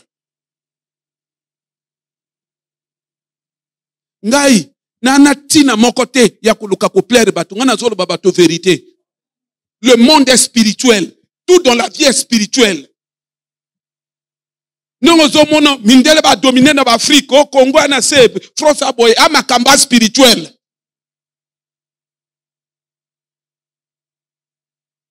Ba réalité ozo mona et comme les biso, kolata pasi, kolia pasi, ce sont des défis spirituels. Et abiloko soko kena ngone makaso ko bouger en côté. Okena ngone ba diplôme ko bouger en côté. Et abiloko, il faut l'annuler correctement. Amen. Personne ne peut souffrir. Moi, nangana na kitoko. Espoir. Sœur ana kitoko. Sœur ana kitoko. Moi, nangana lingaya. Sœur ana kitoko. Maintenant, on a sur le mot colonzoto. Nous, papa, nous comprenons, on dirait mouté ça là. Ah! Makama mulimu ezali. Bufandi awa. Bufandi awa. Omone ba vie ezali. Biso tout. Ya makama mulimu ebundisa biso. Naloba na yo. Soki aki makama mulimu te. Kasi ba vie essaie décoller na ndenge na yango. Ya makama milimu. Ya makama milimu. Comme so ale papa et si la kate tala ko poser ma question abana mikete et si la siko na nini oso sali nini papa biloko yo ba Jérémie ba nyoko mina yango yo leki Jérémie na bonzambe nazo tuna yo leki Jérémie na bonzambe ba Jérémie ba nyoko mina makambo yo ba Daniel ba nyoko mina makambo yo ozo kate ba 70 semaines de Daniel ba patriarche ba nyoko mina biloko bino mo na ngoli likolo bonzambe ne leki Abraham oh papa eloke zo sala biso na bino tout to sambela boye likolo kili to lobi ndenge bandeka ngamba lobaka envoûtement ya mobeso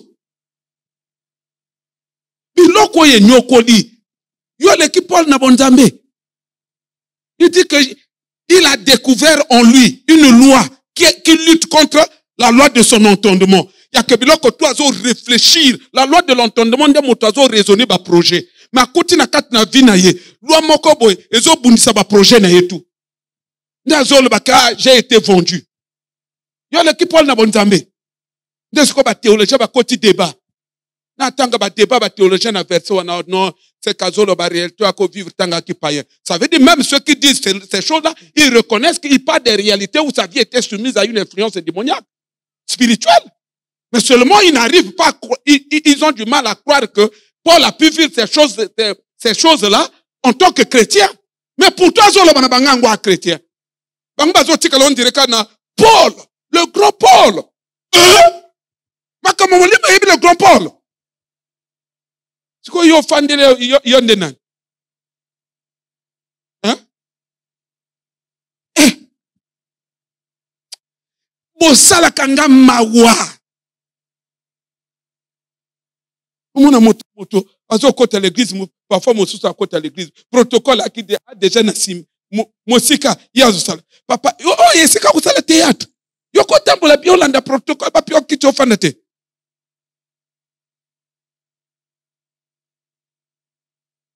tala ngai na ka pasteur akoloba te ke non na sina longi tout nga sala ka biloko wana te nga ndenge to yo prier nga pe na yo prier ya ka nzambe na nga sunga ngai yo leki Paul ba patriarche ba souffrir na biloko yo okozala o non batanga déjà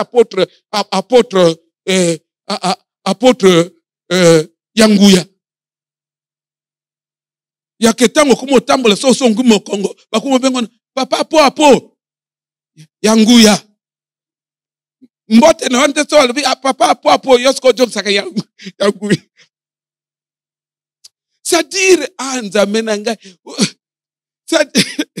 c'est-à-dire que dala soko moni batba sala ka biloko comprendre que théâtre na bango yo kolanda biloko te papa makama molimo yo makama molimo basakana kana yango te en tant que pasteur ko se retrouver na kizengi na ndako en tant que pasteur ko se retrouver moi sino azobota te diable kange mabota bosakana te pour la zolo na Thessaloniciens que non dala nazo ça fait des fois nazo lingana ya côté na bino que Satan a kanginga ba voyage siko to côté yango ndenge après bakoluka siko ba temple pour ka ba bongsango ba ndeko bozo luka ba terre wana pourri ye mo mokonzo talebi que Satan kange ba voyage yo de ki Paul na bonzambe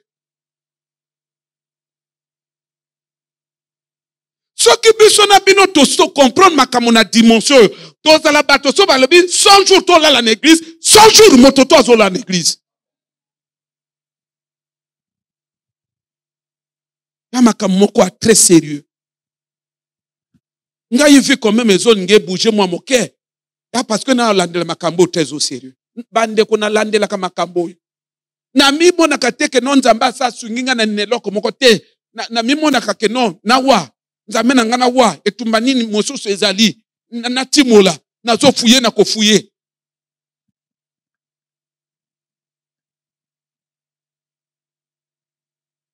mwana ngai na vrai kitoko espoir kitoko espoir mwana ana beauté ya kitoko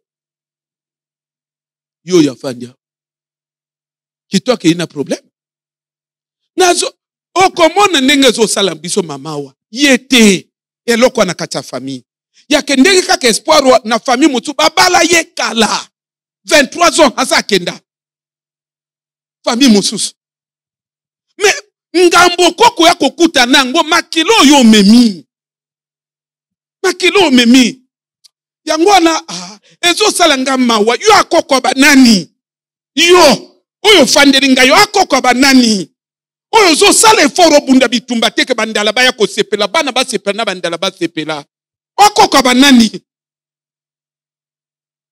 ndoko mona lelo tozo nyuka mabakoko na biso basali makambo oyo lokola koka ba rekabiti ko to wuti kotanga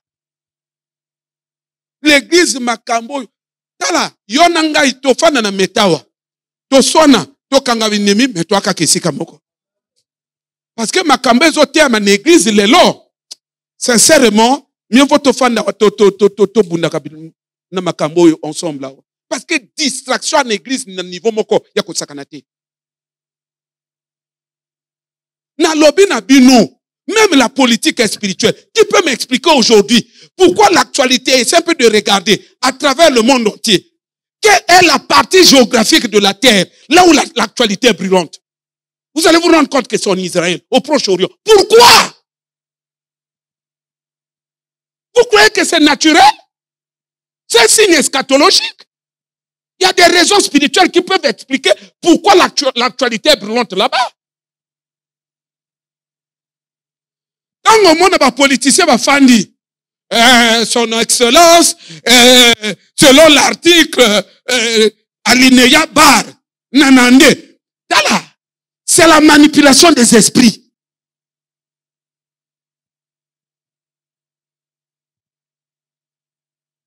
Même les politiques sont entre les mains des esprits comme ça. Ils ont inspiré Bango. Tant qu'ils ont inspiré, allez faire ceci. Il y a mon Dieu inspiration, mon Dieu idée. Dieu qui a des mots d'esprit. Les hommes, la terre, les profondeurs de la terre, les ressources, l'univers tout entier, c'est la propriété des esprits. Bazo géré yango. Yangwana yo okoko luka diamonte na bandenge ndenge omona mabele ye kwei ekangeli yo okufi na kati ya nino. Ibulo timula kia jamo. Jamo ko pio njoto. Oh, nazo tuna yo jamo epeso njoto. Même kako basiba sali bag omoni epeso njoto. O basali bag epeso njoto. Oh. Ebiloko mo yo timula yango ezokima. Yo timula yango ezokima. Il y a des esprits qui gèrent cela. Yango no mona batum tang bato no to timula babandina na chamba asali cérémonie ati appel boy ajango ya yoko timula mabele te oke na tere kata ni susu okumo kufa na pemba oh Dieu d'Abraham dans le ballon kanga monok quel Dieu d'Abraham. Ceux qui t'ôtent l'église boété, l'église va manquer de tout. À cause de son ignorance. C'est pourquoi Dieu dit, mon peuple est détruit, faute de connaissance. Et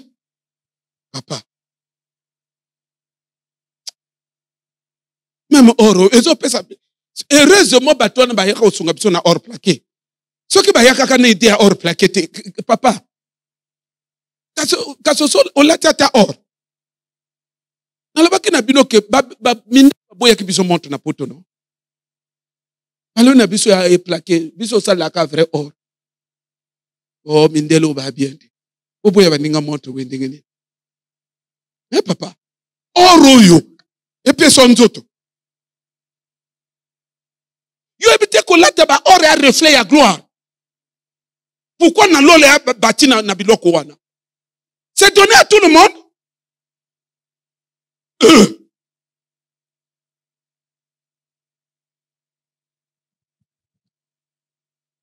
Donc mon frère mosusu tellement aloki pembongo ya or et ya no et mon anité ale akaluki forge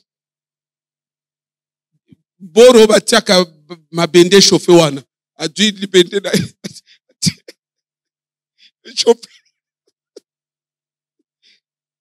aluki sko wadino ko fabriquer ano yeno basi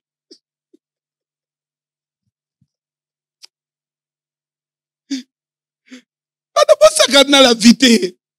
Vie bitumba ya kanana le spirituel. Ne blague pas, bétao ya spirituel, que personne ne te trompe.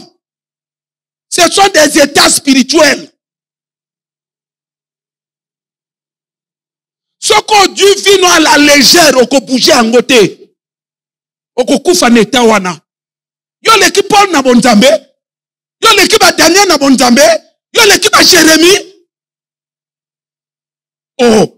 Ils ont souffert de ces choses-là. Yo l'équipe Esaïe na bonzambe.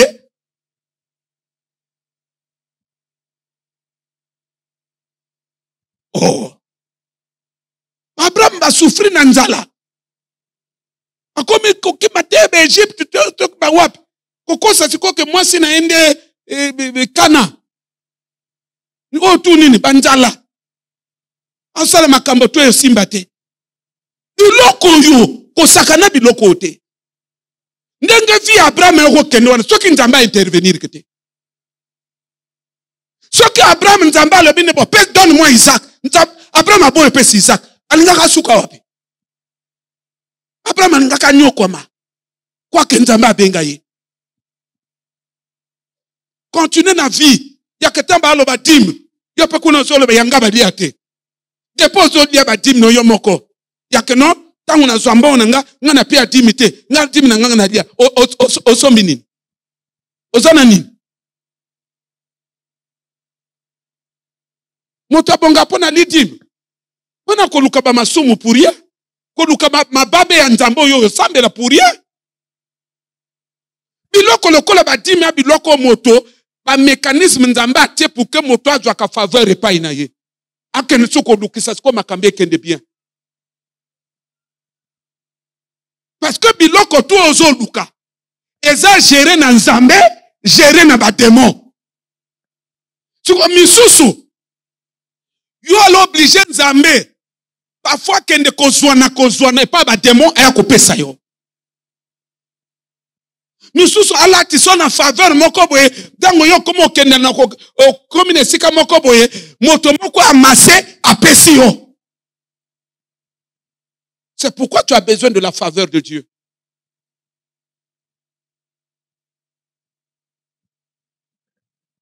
Je m'en vais terminer.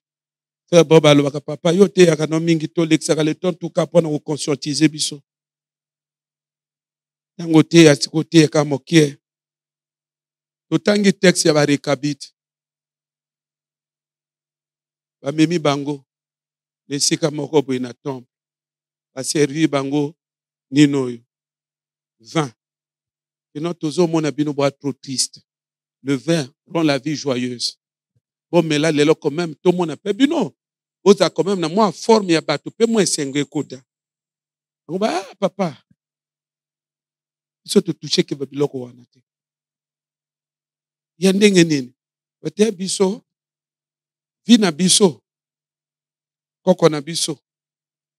Atia biso mindelo. ndenge biso to viboye koyoka biso mawa te. Ya vi na biso mindele uta na koko na biso. Ya ke to biloko to epesaka esengo wana. Ya kozomela jus pe ya na esengo. Ozomela vin ya pe na esengo. Biso alobake wana ya biso te.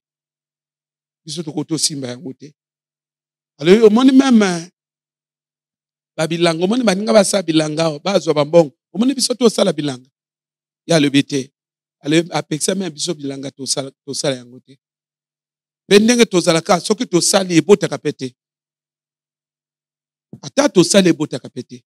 Ya biso eza soki oke oti nzete akwanga ntango obenda boye ya kaka racine na racine.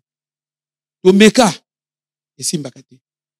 Yango wana to comprendre ke koko na biso ana raison totika. Tobokolaka pe banyama te. Alors omoni bato bana bandako awa ya bien batongi orné. Biso pe toaka na vie wana te. Biso soko yut osalika ndako quelque part omoni érosion ye elekani ndako wana eki. Bandako tu ya bien biso totonga ekenda na érosion. Okomona ndako efandika bo ya ngoma ko étage otongi bien. Jour kako lingo kota bo omoni ebukani ka ya ngoma ko. Mo pepe makatse sali ndako eke. Ndo moni to se retrouva na vie to vivre kana babash. Papa soka na babash kuno pesa biso. O to alaki to na ngoyo. To moni ke komo pasuka. Pesa biso babash to bongsa nino. To bongsa bandako na biso. Biso fana na biso kana babash. Mais baso to meson vous de komo beta. Papa to mesani. To mesani. Toana ba système. To ngumbi di toko na mvula to bata mbiso tout quelque part. Vule sili tandi sou to lale. Nini via bato. Ndako te. Mabala te. Via fete te. Misala te. Nini te. Bafandika wana bazolia na kosenga. Bazolia na kobrikole. Via bato. Via bato. Nini? Alukila bango viwe. Tanga komo kufa. Azolo bana bango. Ngai. Nakina makama mulimo. Dembo tika la boyebaka. Selo makama nga mulimo wana. Vina bino ezaka ko. Via bato na moki. Soki balamusi bari kabite lelo. Basa la comparaison na vina yo. Différence à Nelogoni. Différence à Nani. On va terminer. Ce texte nous enseigne une grande vérité. Une vérité selon laquelle toute une famille peut souffrir à cause de l'orientation spirituelle de leur aïeux, de leur ancêtre ou des membres de la famille, d'un des membres de la famille. Batutu bakoba nyokoma pona moto moko. Selon makambo ya sala ya molimo. Prenez les choses très au sérieux. Ces choses nous sont écrites pour nous servir d'instruction. Moto moko, à cause de ses pratiques spirituelles, il peut plonger toute la famille dans la précarité. Yango ya na Bible. Toute la famille peut souffrir. Parce que y a là qui na alliance n'esprit moko. Laisse la famille dans la souffrance. Nini. Na ba alliance wana. Parce que chaque esprit tango zo traité na ye. L'esprit va traiter que nango kana base ya ba sacrifice. Donc le fait qu'akina esprit moka zoaka que ba ninga ba kokaina mboka te. Mais pourquoi entretenir esprit wana? Il faut des sacrifices. C'est pourquoi na kopesa ka pesa ka ba sacrifice. C'est comme ça qu'on se retrouve parfois motakwa pesa mabota tu ya famille na. Motakwa pesa mbongo tu ya famille na. Quand je parle de ces choses, je pense encore à ce sataniste. Il disait, tango ya akoti na mondi ya kindoki, à se rendre compte que kuna baninga bakana ba miso. Alors il fallait aluka miso awa. Miso awa na ya awa. Na ya koshi. Ya kindoki. Ya ketango ndoki azo kende buye. Soko zo lule na sima. Ya zo kende buye azo monaka ya luli ngai. Akangio mari de nuit. A piégé que yozo kanisa ke ya monaka na liboso wana na lisu muso monaka makambo ezo leka na sima. Tanga sengi lisu awa. Balo epesa mabote ya famille na binotu. Apesi. Ya famille tout. Na boba abota. Apesi. Apesi lisu. Azo luka ya awa. Balo epesa 10 ans ya batoto ya famille. 10 ans. Ya batoto ya famille. Ya que soki mototo ya famille oya benga maka akufa na 50 akumo kufa na 40 ans. Oya benga maka akufa na 70 ans akumo kufa na 60 ans. Pesa ba 10 ans ya batoto. Apesi. Bapesi eliso awa. Toute la famille peut souffrir à cause des pratiques d'ordre spirituel d'un ancêtre ou d'un élément de la famille. Azu biloko na bino to azu kabaka kuna azu sasa yango no hotel. Na ya kindoka azu sasa o sasa ba diplôme. Alobi tango na moko biloko ba osala cérémonie moko ba cérémonie liboso. Alobi amoni soki na eloko nini ba otia wana batutu ba otia biloko ba sacrifier ba famille. Ba miso ba sacrifier misala ya batutu ya famille. Na bano babota mite ba sacrifier bango déjà misala. Et il a tourné ba lebi bon. Ya lebinga na sacrifier l'école ya batutu ya famille. A sacrifier batutu l'école. Azolo ba ke ba sali cérémonie na kati nzungu voilà. Marmite maléfique. Ba sali cérémonie.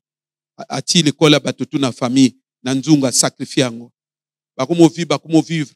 Akina leki ne moko ba sali violence na l'école. Violence à Zuibak. Avant ba publier bac. Nzungu azolo ba nzungu invoqué. E beleli kombo na ye. Nzungu lobby. Yango no koza la ozo botate. Matrice babalola yango nzungu.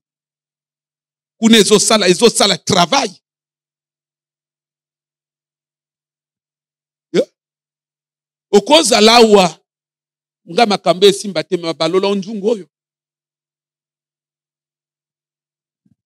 Ba publier batika komba mwana na liste na la DEC admis nzungu gangi ya lakina yakina moi ya zo tambula nzungu gangi tel yaka ya yi réunion convoquée de toute urgence yo pesa ke nini na famille no nzungu kumolwa yo pesa ke nini na famille no yo ningo saka na bat ya lebi na ndenge nini ale me leki no azui bac no leki no azui bac. Oh, c'est vrai? Oui, à Zuibak. Bon. La salisco ben contation. Invoquer avant de publier bac. Jour où va publier bac. Va publier le kayoka combo. A crier. Tango motazo sepe ne sengona pongo alongoli ba chemise, alongoli ba nini, alongoli bilamba se abalu di boma sur place.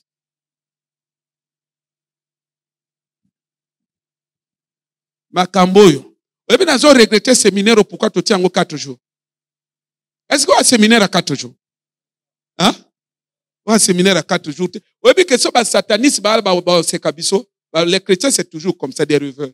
Est-ce qu'ils peuvent traiter ce genre de questions sérieuses comme ça? Un séminaire à 4 jours. Séminaire à 4 jours. On a regretté. Parce que tu as aussi ça. Un séminaire à 4 jours. C'est grave. Parce que est-ce que tu as déjà ce que tu as dit? Et ça, nous avons lamba latison dans autres. Et lamba, on a ce que ça, et lamba, des vrais états d'âme na yo lamba ya saleté. Ça dit, ekoko ezo repousser biloko tu ya mbongo. Ozana elamba wana, ufandi yao.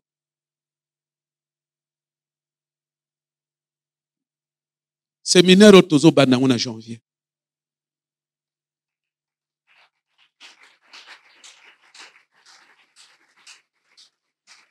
Nazo regretter ka apona na sœur na biso Daisy. Parce que akuzala wate. Bandeko église. Église. Makambo na zolobo. Toko koma na point wana. Pourquoi Jésus a zoloba na Pierre ko zombo mbisi na libuma mbongo na libuma mbisi. Ça c'est quel enseignement ça? Parce que libuma mbisi yi banque. Bandeko makambo ezali. Makambo ezali. Ezo bima lokolo zo nyokoma pour rien. Makambo ko bonga ngomo lokuta. Bapozo nyokoma na batina. Moto l'homme c'est un esprit. Rien du matériel ne peut l'arrêter. Rien du matériel. Ce que moni est là que comme quoi arrêter l'homme. Est là qu'on a un ani spirituel.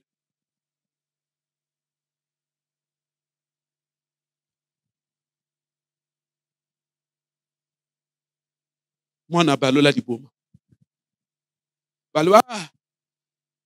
C'est là où je vous dis toujours que na famille so ba sala eloko ou na spirituellement ba sala eloko okoye ba ngo kaka na ba circonstance au moins ndenge examen libomi bandi ndi eloko eza na kati ya vie ya mwana bato ba mona ka mwana sepela libomi bandi au fond c'est la réclamation de la marmite maléfique l'école va sacrifier biso na bino ya loko spirituel ikandi biso na bino.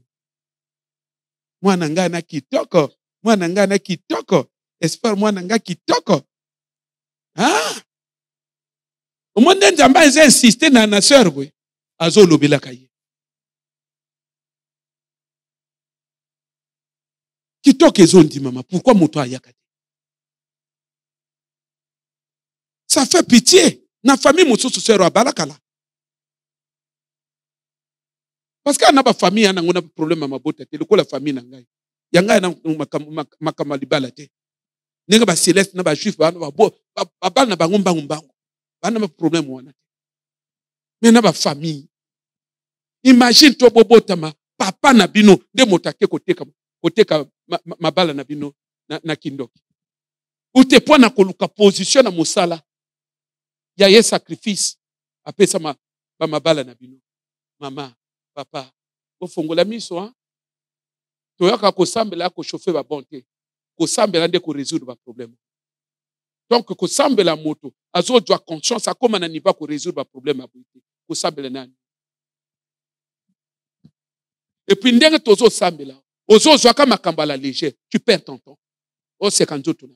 Moto ko souffrir ya la yo. Personne ne va souffrir à ta place. Il vaut mieux pour toi d'être consciencieux dans ce combat. On le sauver vina.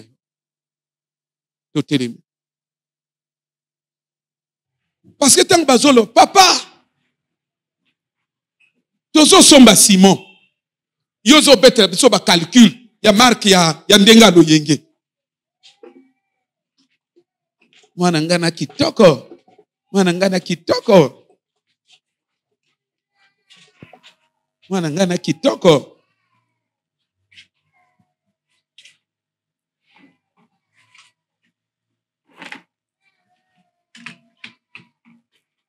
Obi que séminaire au senga ka retraite. Oui. Un séminaire à retraite. On a séminaire ba pe na retraite bala mokoka. Mais na zolo ba na bino même nzamba zolo ba que l'argent répond à tout. Ce qui basi ba kangi moto mbongo, ba dépouiller moto na mbongo, basi ba bomi moto wana. Ba rendre unité dans la vie. Non mona ka batu mususu likambe koya na famille. Na mona kango parfois na famille na ngai. Mona ba benga ngai. Mwana nga pe na tuni bango bengi déjà ya patrie. Ote. Oh. Il faut bo benga ye, c'est lui le grand frère. Il faut t'appeler. So bo bengi ya kwa benga ngai. Bon, appelez-le. Mais pourquoi bazo benga ite? Ye mo pa lo bagada ngana na mbongo pour que ba benga ngai. No mona ka moto musu ba dépouiller na mbongo même na famille moto dikambo moto apoto asa yebi. Moto na pointe noire yebi. Ye azofana na grand frère ango na même balabala ayebi dikambo te. Après mona ono ça la passer na nane lokote tangu na kozana mbongo na uzwa ozana nini? Yo kanisi mbongo yakaka parce que musiko mikole umeli. So basi ba longoli yango après kozala sona yango.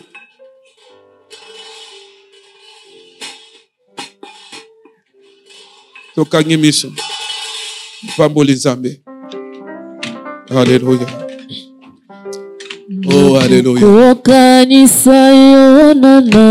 Oh, shalalaba,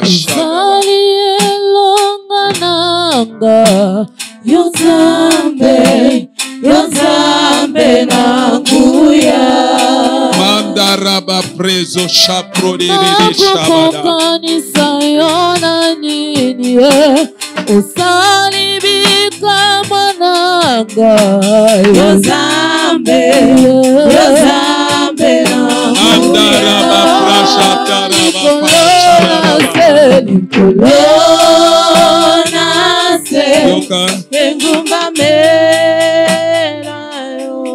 Tokomina suka Zamba sepela kito to bouger de suba mutu abato. Obi ke nasima koyoka ba matia lokola oyo. Obi normalement okoma vrai sérieux na bonzambe. Vrai sérieux. Pourquoi? Parce que oyebi ke la réalité na akuta nango na omona ngo ke ya naturel. Or ezana ba profondeur spirituelle ya makasi. C'est pourquoi nga pena na besoin na zala profond. Pourquoi na détrôner yango. Moi nanga na vrai kitoko. Espoir moi nanga na vrai kitoko. Ça fait pitié. C'est-à-dire que nga na comprendre tes frères Octave. Yo bimi na famille yozo mona. Ozo mona baninga to eloko te. Papa, mayele pe ko bota mate. Yo kasi baninga na tuba luka ki vite. Bino mo sakana ba réalité à la vie. La vie ana biloko na ba famille. Bino omona ka yango te. Yango no mona ba koko tambo sangana makamba famille bazole opia na ni chamba. Bazo sopa na mabele.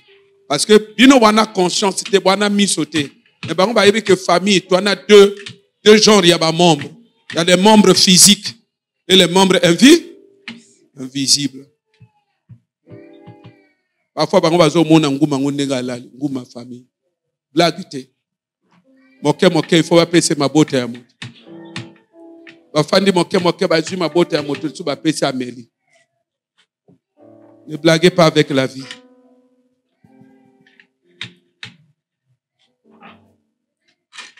Tolobi que lobi tozali awa. Lobi tozali awa. Tolobi susu que dimanche à clôture. Et séminaire comment ya ko bandango na janvier pour que tu aies le temps.